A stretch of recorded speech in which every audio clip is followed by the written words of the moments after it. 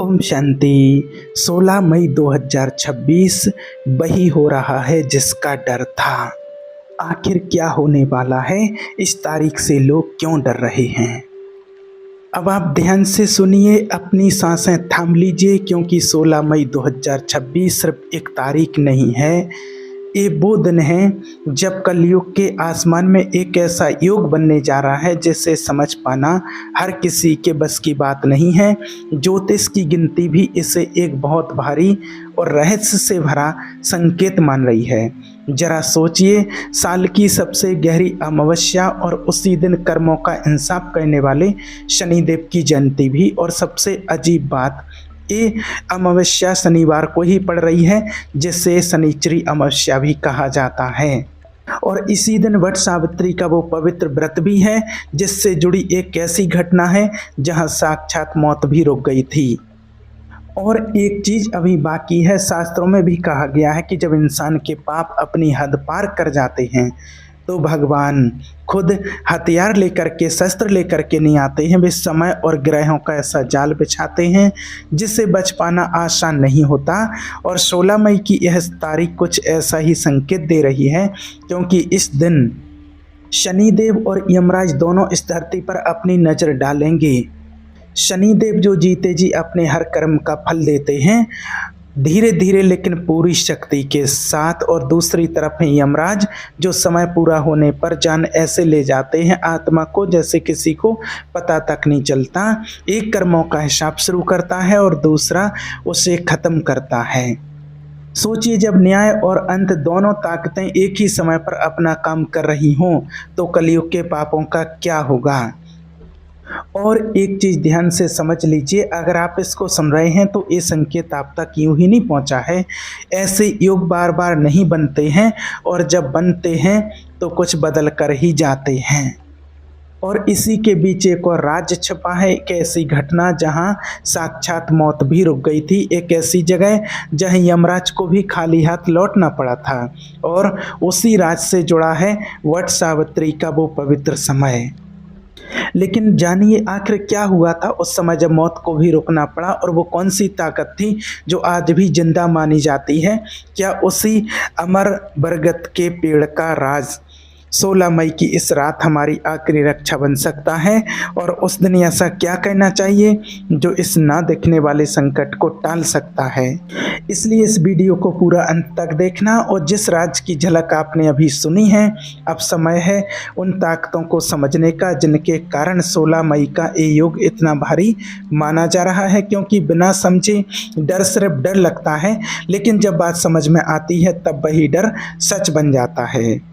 अब समझिए शनिदेव के राज को, जो आजकल के समय में इस कलयुग में उनसे सभी डरते हैं।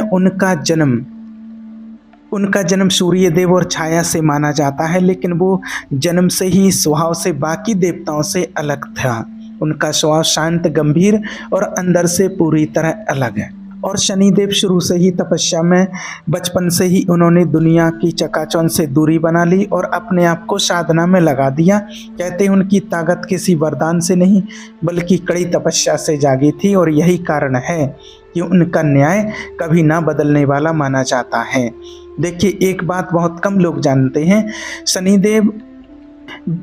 शनिदेव जीते जी कर्मों का फल देते हैं और यमराज आखिरी समय में अपना फैसला सुनाते हैं। तो पहले समझिए शनि की नज़र को, क्योंकि यही उनका सबसे बड़ा राज है। उनकी नज़र को लोग डर से जोड़ते हैं, लेकिन सच्चाई इससे कहीं गहरी है। जहाँ पाप है वहाँ उसका फल मिलना शुरू होता है, जहाँ घमंड है वहाँ नीचे गिरना पक्का होता है। और जब ये सब शुरू होता है, लोग कहते हैं शनि की नज़र पड़ गई। देखिए, शनिदेव कोई ऐसे दुश्मन नहीं है, वे न्याय करने वाले हैं। वे गुस्से से नहीं बल्कि कर्म से फैसला लेते हैं। जो जैसा बोता है वैसा ही काटता है, धीरे धीरे लेकिन पूरी सटीकता के साथ। और जब एक काम अपने आखिरी चरण में पहुंचता है, तब एंट्री होती है यमराज जी की।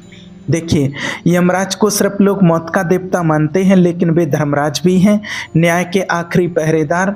वे अंत नहीं हैं बल्कि एक नई यात्रा की शुरुआत हैं। जब समय पूरा होता है तो वे आत्मा को शरीर से अलग कर उसे उसके अगले रास्ते की ओर ले जाते हैं, बिना शोर बिना आहट, जैसे समय खुद अपना फैसला सुना रहा हो। सोचिए, जब शनिदेव और यमराज दोनों ताकतें एक साथ एक्टिव हों तब समय साधारण नहीं रहता, और यही कारण है कि 16 मई का ये योग इतना भारी माना जा रहा है। लेकिन एक बात यहाँ भी राज बन करके खड़ी है, क्या इस पक्के नियम को कभी रोका जा सकता है? क्या कोई ऐसी ताकत है जो मौत को भी रुकने पर मजबूर कर दे? क्योंकि इतिहास में एक घटना ऐसी हुई है जहां यह नियम टूट गया था, जहां साक्षात यमराज को भी रुकना पड़ा था, और वही राज जुड़ा है उस अमर बरगद के पेड़ से। अब जानिए उस पेड़ की कहानी जहां मौत भी हार गई थी। अब समय है उस राज को जानने का जिसकी झलक आपने अब तक महसूस की, वो राज जिसने खुद मौत को भी रुकने पर मजबूर कर दिया था। एक कहानी है सच और पक्के इरादे की, एक कहानी है सावित्री और सत्यवान की। कहा जाता है एक समय एक राजकुमारी थी जिसका नाम था सावित्री, दिखने में बहुत सुंदर और तेज वाली, लेकिन उससे भी ज़्यादा पक्के उसके विचार थे। जब उसकी शादी का समय आया तो उसने खुद अपना जीवन साथी चुना, और उसने चुना सत्यवान को, एक जंगल में रहने वाले राजकुमार को, जो धर्म को मानने वाला था, सच बोलने वाला था, लेकिन उसके जीवन से जुड़ा एक भयानक सच भी था जिसे सुनकर बड़े बड़े साधु संत भी चुप हो गए थे। भविष्यवाणी हो चुकी थी कि सत्यवान की उम्र बहुत कम है और शादी के कुछ ही समय बाद उसकी मौत पक्की है। ये जानकर भी सावित्री पीछे नहीं हटी। उसने सत्यवान को ही अपना पति चुना और उसके साथ जंगल में रहने चली गई। समय बीतता गया और वह दिन भी धीरे धीरे पास आने लगा, जिसे सब जानते थे लेकिन कोई बदल नहीं सकता था। जिस दिन सत्यवान की उम्र पूरी होने वाली थी उस दिन सावित्री ने व्रत रखा और अपने मन को पूरी तरह एक जगह लगा लिया। वो अपने पति के साथ जंगल में गई, जहाँ सत्यवान लकड़ी काटते हुए अचानक थक कर बैठ गया और कुछ ही पलों में उसका शरीर शांत हो गया। वो पल आ चुका था, माहौल एकदम शांत हो गया और तभी वहाँ प्रकट हुए यमराज। उन्होंने बिना किसी देरी के सत्यवान की आत्मा को अपने साथ लिया और आगे बढ़ने लगे, लेकिन तभी कुछ ऐसा हुआ जिसके बारे में किसी ने सोचा भी नहीं था। सावित्री यमराज के पीछे पीछे चल पड़ी। ये नज़ारा साधारण नहीं था। एक औरत खुद मौत के देवता के पीछे चल रही थी, बिना डर के, बिना घबराए, पक्के इरादे के साथ। यमराज ने उसे रोका और कहा कि वापस जाओ, यह कुदरत का नियम है। लेकिन सावित्री नहीं रुकी। वह धर्म, सच और पति के प्रति अपने सच्चे प्यार की बात करती रही। यमराज उसके धीरज और बातों से बहुत खुश हुए। उन्होंने इसे एक वरदान भी दिया। सावित्री ने पहले अपने ससुर के लिए आंखों की रोशनी और राजपाट मांगा। यमराज ने दे दिया, लेकिन फिर भी वो नहीं रुकी। वह आगे बढ़ती रही। यमराज ने दूसरा वरदान दिया और फिर तीसरा। हर बार सावित्री ने समझदारी से वरदान मांगे, लेकिन आखिरी में उसने ऐसा वरदान मांगा जिसने खुद यमराज को भी सोचने पर मजबूर कर दिया। उसने मांगा कि मुझे संतान का सुख मिले, और देखिए ये वरदान तभी पूरा हो सकता था जब सत्यवान जिंदा हो। यमराज अपने ही वचन में बंध चुके थे और उन्हें सत्यवान की जान वापस करनी पड़ी। सत्यवान की आत्मा को वापस कहना पड़ा, और यही वो पल था जब मौत को भी रुकना पड़ा, जब एक औरत के पतिव्रता के पक्के इरादे और सच के सामने खुद यमराज को भी झुकना पड़ा। और ये चमत्कार हुआ था एक बरगद के पेड़ के नीचे। वही बरगद का पेड़ आज भी जो मजबूती से खड़ा है, जो आज भी जीवन, धीरज और अमर होने की निशानी माना जाता है। यही कारण है कि वट सावित्री का व्रत आज भी किया जाता है, क्योंकि यह केवल एक रिवाज नहीं बल्कि एक संकेत है कि सच्चा पक्का इरादा, धर्म और पक्का विश्वास मौत जैसे। अब सोचिए, जब 16 मई जैसी तारीख पर वही वट सावित्री का समय आता है तो क्या ये केवल एक इत्तेफाक है या फिर समय का कोई गहरा संकेत? क्या उस समय अमर बरगद के पेड़ की ताकत आज भी उतनी ही असरदार है? और क्या वही इस रात हमारी आखिरी रक्षा बन सकती है? ये समझना बहुत ज़रूरी है, क्योंकि हर संकेत, हर कहानी हमें कुछ सिखाने के लिए होती है, और शायद एक कहानी भी आपको कुछ बताना चाहती है। अब तक देखिए, आपने उस युग को जाना, उन ताकतों को समझा और उस कहानी को सुना जहां मौत भी रुक गई थी। लेकिन अब सबसे बड़ा सवाल ये है कि 16 मई 2026 को असल में होगा क्या? क्या ये सिर्फ एक तारीख है, या फिर समय का कोई ऐसा मोड़ जहां कर्मों का फल मिलने की रफ्तार तेज हो जाती है? देखिए, हमारे शास्त्र बार बार एक ही बात कहते हैं कि समय कभी अचानक कुछ नहीं करता। वो पहले इशारा देता है और फिर नतीजा आता है। और 16 मई का यह योग एक ऐसा संकेत ही माना जा रहा है। ऐसे महायोग बार बार नहीं बनते, और हमारे पुराणों और लोक मान्यताओं में इन्हें खास समय माना गया है जब कर्मों के नतीजे ज़्यादा साफ होकर सामने आते हैं। लेकिन सवाल है, क्या हम इस इशारे को समझ पा रहे हैं? जब अमावस्या की सन्नाटे भरी ताकत और कर्मों का असर एक साथ जुड़ते हैं, कर्मों का न्याय का एक समय ऐसा आता है, तो ये स्थिति साधारण नहीं मानी जाती है। इसका मतलब ये नहीं कि उस दिन कुछ चमत्कार या अचानक कुछ हो जाएगा, बल्कि इसका इशारा ये है कि जो कर्म लंबे समय से रुके हुए हैं, उनके नतीजे से सामने आने की रफ्तार बढ़ सकती है। इसे आसान भाषा में समझिए, जब खेत में बीज बोया जाता है तो फसल तुरंत नहीं आती, लेकिन एक समय ऐसा आता है जब वो तेजी से उगती है। ठीक उसी तरह कर्म भी अपने समय पर फल देते हैं, और ऐसे योग उस काम को तेज करने का इशारा माने जाते हैं। इसलिए यह दिन डर का नहीं, समझदारी का दिन है, क्योंकि न्याय कभी गलत नहीं होता। वह केवल वही लौट आता है जो हमने कहीं ना कहीं बोया होता है। लेकिन यहीं पर एक और सवाल उठता है, क्या हर कोई इस असर को एक जैसा महसूस करेगा, या फिर कुछ खास मौक़ों पर ज़्यादा दिखाई देगा? क्योंकि हर इंसान के कर्म, उसकी सोच और उसके काम अलग अलग होते हैं, और यही कारण है कि असर भी हर किसी पर अलग अलग होता है। कुछ लोगों के लिए इस समय एक चेतावनी बन सकता है, कुछ के लिए एक नतीजा, और कुछ के लिए एक नया मौका, क्योंकि जहां गलत का अंत होता है वहीं सही के लिए रास्ता खुलता है। इसलिए यह ज़रूरी है कि हम इस इशारे को डर के रूप में नहीं, बल्कि समझ के रूप में लें, क्योंकि समय कभी भेदभाव नहीं करता, वो केवल बैलेंस बनाता है। और शायद यही कारण है कि ऐसे योग हमें बार बार याद दिलाते हैं कि हर कर्म का हिसाब होता है। अब सवाल ये नहीं है कि 16 मई को क्या होगा, सवाल ये है कि हम उस समय के लिए कितने तैयार हैं, क्योंकि जब नतीजे सामने आते हैं तब बदलने का समय नहीं होता है। और यहीं से शुरू होती है अगली सबसे ज़रूरी बात, आखिर किन लोगों को इस समय में सबसे ज़्यादा सावधान रहना चाहिए और क्यों? देखिए, अब तक हमने समझा कि 16 मई का ये योग क्यों खास माना जा रहा है, लेकिन अब सबसे ज़रूरी बात, 16 मई का ये योग क्यों खास माना जा रहा है, लेकिन अब सबसे ज़रूरी सवाल यही है कि इसका असर किस पर ज़्यादा पड़ सकता है। क्या हर इंसान को एक जैसा ही लगेगा, या फिर कुछ स्थितियों में इसका असर ज़्यादा दिखाई देता है?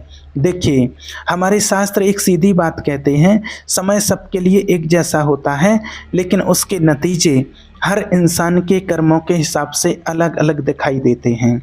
इसलिए यह दिन भी सबके लिए एक जैसा नहीं होगा। कुछ लोगों के लिए सिर्फ एक नॉर्मल दिन की तरह गुजर सकता है, लेकिन कुछ के लिए यह एक संकेत बन सकता है, और कुछ के लिए एक नतीजा।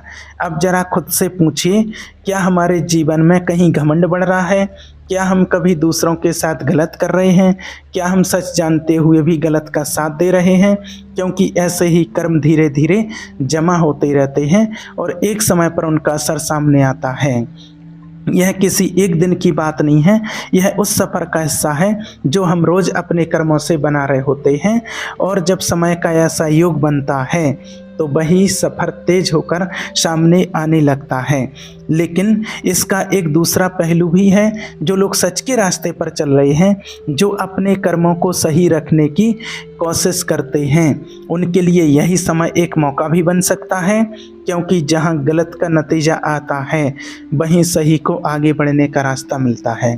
इसलिए ये ज़रूरी नहीं कि हर कोई इस दिन डर महसूस करे, बल्कि यह समझना ज़रूरी है कि हम अपने जीवन में कहाँ खड़े हैं, क्योंकि समय कभी भेदभाव नहीं करता, वह केवल वही लौटाता है जो हमने कहीं ना कहीं बोया होता है। और शायद यही कारण है कि ऐसे समय हमें खुद को देखने का मौका देते हैं, अपने कर्मों को समझने का और अपने रास्ते को सही करने का।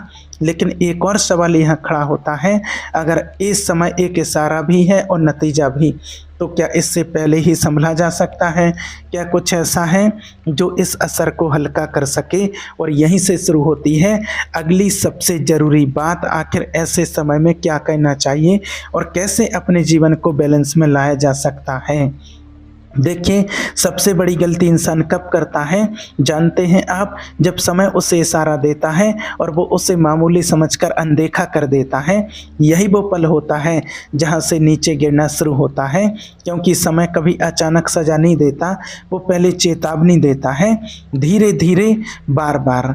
लेकिन इंसान अपनी आदतों, अपने घमंड और अपने भ्रम में इतना उलझ जाता है कि वो उन इशारों को समझ ही नहीं पाता है। देखिए, ज़रा सोचिए कितनी बार ऐसा होता है जब हमें अंदर से आवाज़ आती है कि कुछ गलत है, लेकिन हम उसे अनदेखा कर देते हैं, सोचते हैं सब ठीक है, मेरे साथ कुछ नहीं होगा। और यही सोच सबसे बड़ा भ्रम बन जाती है, क्योंकि समय किसी को छोड़ता नहीं है, वह केवल इंतज़ार करता है सही पल का, जब कर्मों का नतीजा सामने लाया जा सके। और जब वो पल आता है तब इंसान के पास पछताने के अलावा कुछ नहीं बचता, क्योंकि बदलने का समय पहले ही निकल चुका होता है। यही कारण है कि हमारे शास्त्र बार बार चेतावनी देते हैं कि इशारों को हल्के में मत लो, क्योंकि हर इशारा एक मौका होता है अपने आप को सुधारने का, अपने रास्ते को बदलने का। लेकिन जो इस मौके को पहचान नहीं पाता है, वो धीरे धीरे उसी दिशा में बढ़ता चला जाता है जहाँ से लौटना आसान नहीं होता। और यही कारण है कि ऐसे खास समय जैसे 16 मई का यह योग केवल एक तारीख नहीं होते, यह एक आईना होते हैं जो हमें दिखाते हैं कि हम कहाँ खड़े हैं और हमें किस दिशा में जाना चाहिए। लेकिन सबसे बड़ा सवाल अभी भी वही है, क्या हम इस आईने में खुद को देखने की हिम्मत रखते हैं, या फिर हम इसे भी अनदेखा कर देंगे? क्योंकि सच को देखना आसान नहीं होता, लेकिन उसे अनदेखा करना और भी भारी पड़ता है। देखिए, समय चेतावनी देता, मजबूर नहीं करता, लेकिन जब नतीजा आता है तब कोई रास्ता नहीं बचता। और शायद यही वो पल होता है जब इंसान समझता है कि इशारे को समझ लेना कितना ज़रूरी है, लेकिन तब तक बहुत देर हो चुकी होती है।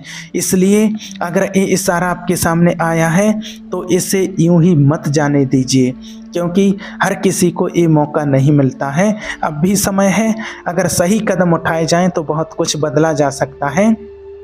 और यहीं से शुरू होती है सबसे ज़रूरी बात, आखिर ऐसे समय में क्या करना चाहिए और कैसे अपने जीवन को बैलेंस में लाया जा सकता है। देखिए, अब सबसे ज़रूरी हिस्सा बाकी है, क्योंकि सिर्फ समझ लेना काफ़ी नहीं होता, उसे जीवन में उतारना ही असली बदलाव लाता है। और यही वो पल है जहां से सब कुछ बदल सकता है। देखिए, 16 मई 2026 की ये बड़ी तारीख केवल एक योग नहीं है, यह एक मौका है, एक ऐसा मौका जो हर किसी को नहीं मिलता। अमावस्या का गहरा सन्नाटा और कर्मों के न्याय का समय जब एक साथ आते हैं तो ये अंदर से झकझोरने के लिए आते हैं, ताकि हम जागें और अपने जीवन को सही दिशा दें। अब सवाल ये नहीं है कि क्या होगा, अब सवाल ये है कि आप क्या करेंगे, क्योंकि यही वो पॉइंट है जहां से आपका रास्ता तय होगा। देखिए, अब आपको वो आखिरी रास्ता बताने जा रहे हैं, जिसे अगर सच्चे मन से अपनाया जाए तो ये दिन केवल एक डर का संकेत नहीं, बल्कि आपके मन में और आपके जीवन में बदलाव की शुरुआत बन सकता है। लेकिन उससे पहले एक चीज़ अपने मन में साफ कर लीजिए, ये दिन किसी को डराने के लिए नहीं है, ये दिन आपको जगाने के लिए है। क्योंकि जब इंसान सच में जागता है तभी उसका जीवन बदलना शुरू होता है। सबसे पहले आपको अपने अंदर झांकना होगा, क्योंकि बाहर की दुनिया बदलने से पहले अंदर का बदलना ज़रूरी है। ज़रा सोचिए कि आपके जीवन में कहीं ऐसा है जहां आप जानते हुए भी गलत कर रहे हैं। क्या कभी आपने किसी का दिल दुखाया है? क्या आपने कभी सच जानते हुए भी झूठ का साथ दिया। यही छोटे छोटे कर्म समय के साथ जुड़ते जाते हैं और एक दिन वही हमारे सामने नतीजा बनकर खड़े हो जाते हैं। इसलिए इस बड़ी तारीख का पहला इशारा यही है, खुद को देखो, खुद को समझो और जहाँ ज़रूरत हो खुद को बदलो। ये आसान नहीं है क्योंकि अपनी गलतियों को देखना सबसे मुश्किल होता है, लेकिन यहीं से सबसे बड़ी हिम्मत भी है और जो ये हिम्मत कर लेता है वही धीरे धीरे अपने जीवन को सही दिशा में ले जाता है। अब समझिए, समय कभी किसी के खिलाफ नहीं होता, वो केवल बैलेंस बनाता है। अगर हमने अच्छा किया है तो उसका फल भी मिलेगा और कहीं गलती हुई है तो उसका नतीजा भी सामने आएगा। इसलिए इस दिन डरने की नहीं, समझने की ज़रूरत है, क्योंकि समझ ही इंसान को सही फैसला लेने की ताकत देती है। और अब वही सबसे ज़रूरी बात, वो आखिरी रास्ता। देखिए, अगर आपके मन में अभी भी ये सवाल है कि इस बड़ी तारीख पर आपको क्या करना चाहिए, तो ध्यान से सुनिए, क्योंकि यही वो हिस्सा है जो इस पूरे योग का निचोड़ है। सबसे पहला उपाय आपको करना है पक्का इरादा, अपने मन में एक सच्चा फैसला, बिना किसी दिखावे के कि अब आप अपने कर्मों को समझ करके जिएंगे, क्योंकि बिना पक्के इरादे के कोई भी बदलाव मुमकिन नहीं होता है। दूसरा उपाय, ध्यान से सुनिए, इस दिन आपको ब्रह्म मुहूर्त में उठ करके परमात्मा का ध्यान करना है, मेडिटेशन करना है, भगवान का ध्यान करना है और अपने गलत कर्मों के प्रति परमात्मा से माफ़ी मांगनी है। अगर आपने कुछ ऐसा आपको लगता है कि किसी का दिल दिखाया है, किसी के प्रति कुछ गलत किया है, तो उन कर्मों को परमात्मा से माफ़ी मांगिए, उन कर्मों को परमात्मा को अर्पित कीजिए और दृढ़ संकल्प कीजिए कि भगवान, आज के बाद मैं किसी का दिल नहीं दुखाऊंगा, किसी का दिल नहीं दुखाऊंगी। जो भी गलतियां हैं उनके लिए परमात्मा से आप ब्रह्म मुहूर्त में माफ़ी मांगिए और अपनी कमी कमजोरियों को भगवान को सौंप दीजिए। आप ब्रह्म मुहूर्त में शांत बैठ करके भगवान का ध्यान करें, नाम जपें धीरे धीरे पूरी श्रद्धा के साथ, क्योंकि जब मन शांत होता है तभी सही दिशा साफ होती है। और तीसरा उपाय, अपने माता पिता बड़ों का सम्मान करना, क्योंकि जहाँ आशीर्वाद होता है वहाँ संकट भी हल्के पड़ जाते हैं। चौथा उपाय है दया और दान। अगर आपके आसपास कोई ज़रूरतमंद है तो उसकी मदद ज़रूर करें, चाहे वो खाना हो, कपड़े हो या केवल सहारा देने वाले शब्द, क्योंकि सच्चा दान पैसे से नहीं भावना से होता है। और पांचवा उपाय है अपनी बोली पर कंट्रोल। ध्यान रखें आपके शब्द किसी को चोट ना पहुंचाएं, क्योंकि कई बार एक कड़वा शब्द बड़े नतीजे का कारण बन जाता है। छठा उपाय है गुस्से और घमंड से दूरी। यही दो बातें इंसान को सबसे जल्दी गिराती हैं। अगर आपने इस दिन खुद को इनसे बचा लिया तो समझिए आपने बड़ी जीत हासिल कर ली। अगर एक गुण आपने अपना लिए तो मुश्किल समय भी आसान हो जाता है। लेकिन एक बात याद रखना, ये उपाय केवल एक दिन के लिए नहीं। अगर आप सिर्फ 16 मई को ये सब करेंगे और फिर पुरानी आदतों में लौट जाएंगे तो बदलाव नहीं आएगा। इसलिए इस दिन को एक शुरुआत बनाइए, एक नई शुरुआत, जहां से आप धीरे धीरे लेकिन पक्के तौर पर अपने जीवन को सही दिशा में ले जाएं। समय हमेशा देखिए इशारा देता है, लेकिन फैसला हमारा होता है, हम उसे समझते हैं या अनदेखा कर देते हैं। यही हमारे भविष्य को तय करता है। इसलिए अगर ये इशारा आपके सामने आया है तो इसे यूं ही मत जाने दीजिए, क्योंकि हर किसी को ये मौका नहीं मिलता। और आखिर में एक बात हमेशा याद रखिए, भगवान कभी देर नहीं करते हैं, लेकिन इशारा हमेशा पहले दे देते हैं। अगर आपने उन्हें पहचान लिया तो समझ लिए आपने आधा रास्ता पार कर लिया है। ओम शांति।